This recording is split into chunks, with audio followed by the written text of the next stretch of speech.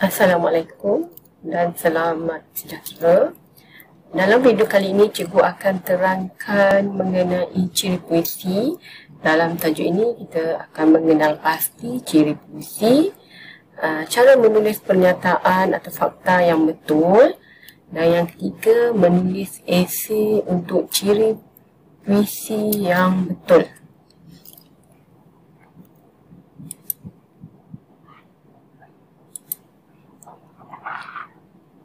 Apakah ciri puisi?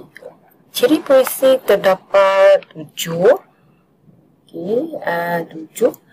Bila remaja rempit saja cari pasal baru. Cikgu suka gunakan formula ini. B untuk baris, R untuk rangkap, R untuk rima akhir, F suku kata, C ciri baris, P untuk perkataan, B untuk bentuk.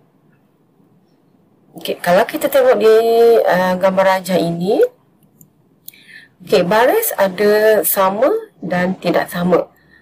Sama dan tidak sama. Sama ni untuk puisi tradisional, tidak sama untuk puisi moden seperti sajak. Rangkap tak ada apa-apa. Untuk rima akhir sama. Sama untuk syair, untuk pantun dua kerat dan gurindam. Tidak sama untuk sajak, untuk seloka. Berselang untuk pantun 4 kerat dan 6 kerat. Suku kata sama dan tidak sama.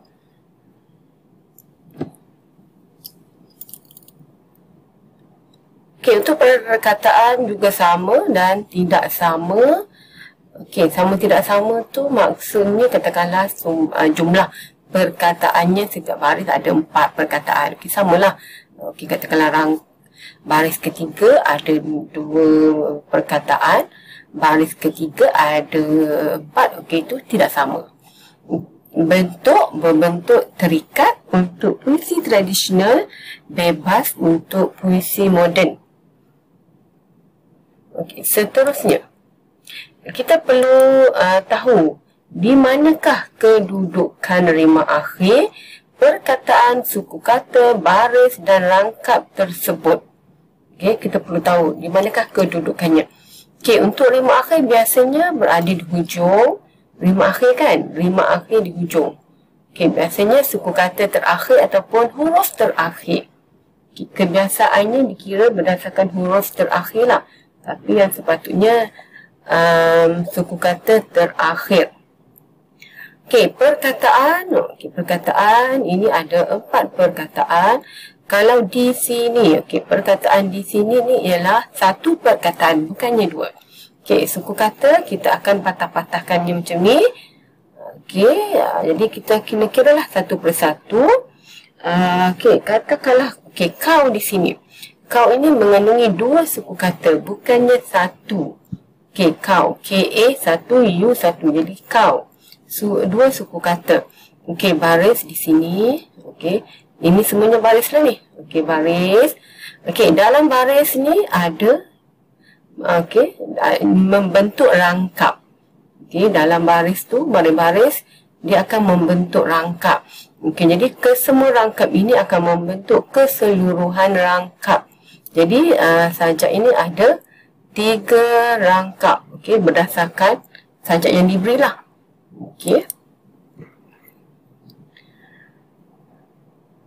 Cikgu harap pelajar boleh faham kedudukannya di mana dan cara untuk mengira. Seterusnya kita pergi cara untuk menulis fakta yang betul, ciri-ciri puisi. Tapi di sini cikgu ambil sajak. Sebab kita nak bincangkan sajak di atas. Untuk pantun lebih kurang samalah. Cumanya sama tidak sama inilah. Kita kena tahu sama tidak sama. Untuk ciri sajak, bilangan baris tidak sama dalam serangkap. Kena ada baris tidak sama serangkap. Rangkap berangkap lah. Suku kata mempunyai bilangan suku kata tidak sama setiap baris. Suku kata berada dalam baris. Baris tu dah membentuk. Setiap baris tadi tu membentuk rangkap. Rima akhir mempunyai rima akhir tidak sama dalam setiap rangkap. Okey, dalam setiap rangkap. Biasanya mempunyai rima akhir tidak sama. Sampai sini pun kira dah betul dah pernyataannya. Okey, perkataan mempunyai bilangan perkataan tidak sama dalam setiap baris. Kena ada perkataan tidak sama setiap baris. Okey, tidak sama ataupun sama. Okey, sebab sajak tidak samalah. Okey, berbentuk bebas. Okey, ciri baris, sajak mengandungi maksud bagi setiap baris. Okey, untuk sajak, ciri baris biasanya kurang menonjol lah. Okey, kurang menonjol cirinya. Okey, kita tengok soalan. Bincangkan ciri puisi kata bukit kepada jentolak 8 markah. Okey, jawapan esei. Sajak kata bukit kepada jentolak ataupun sajak tersebut mempunyai bilangan baris yang tidak sama dalam setiap rangkap. Contohnya mempunyai 4 hingga 7 baris serangkap.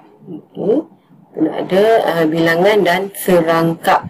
Tidak ada perkataan serangkap ni salah. Sajak tersebut mempunyai rangkap. Contohnya mempunyai 3 rangkap. Untuk rangkap paling mudah. Okey, rangkap paling mudah. Mempunyai rangkap 3 rangkap. Okey, sajak tersebut mempunyai rima akhir yang tidak sama pada setiap rangkap. Okey, ataupun rima akhir yang tidak sama. Okey, juga diterima. Contohnya A, B, B, C, C, D, B pada rangkap pertama dan A, B, B, C pada rangkap kedua. Untuk suku kata biasanya kita gunakan untuk huruf terakhir lah. Sebab kebanyakan puisinya dikira sebegitu. Walaupun untuk mengira rima akhir yang betul merupakan kita kira berdasarkan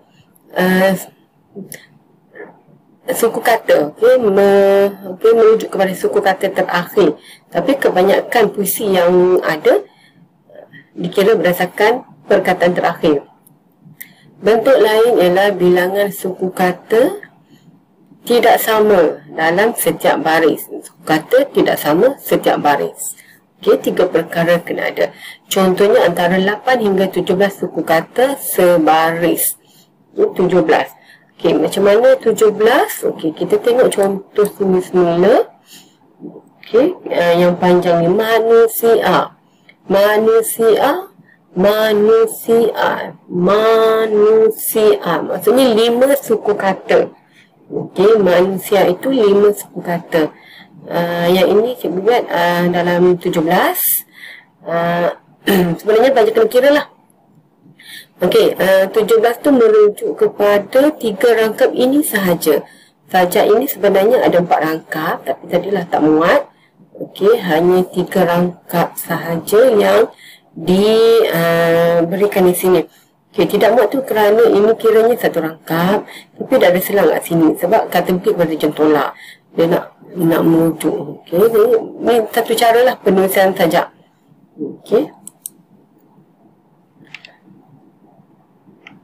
Okey, seterusnya, katakanlah kita tak nak bentuk lain. Tak ada masalah. Okey, kita nokta saja bilangan suku kata. Sajak tersebut tak nak tulis pun tak ada masalah. Ini sastra, bukannya dikira bahasa. Kalau katakanlah pelajar ambil rima akhir yang tidak sama pada setiap rangkap pun diterima. Okay, tak perlu ada kata kata kunci di depan pun tak ada masalah. Okay, sajak tersebut mempunyai bilangan perkataan yang tidak sama dalam setiap baris. Contohnya antara 4 hingga 7 patah perkataan sebaris.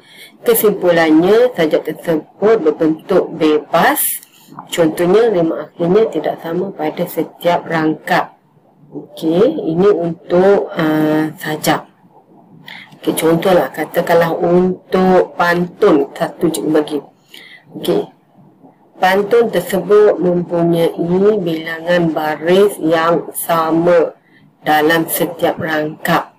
Okey, pantun memang samalah. Kalau tak sama, okey, tak akan jadi pantun. Contohnya 4 baris serangkap. Okey, pantun pakrab memang 4 baris lah. Okey, bila sama tak perlu ada perkataan hingga. Okey, jadi rangkap ni sama. Okey, kita tengok rima akhir. Okey, rima akhir yang berselang. Okey, rima akhir berselang pun diterima. Contohnya AB, AB.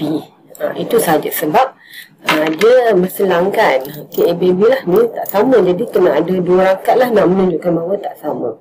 Okey, terima kasih. Itu saja penerangan cikgu tentang ciri puisi. Juga harap pelajar boleh faham.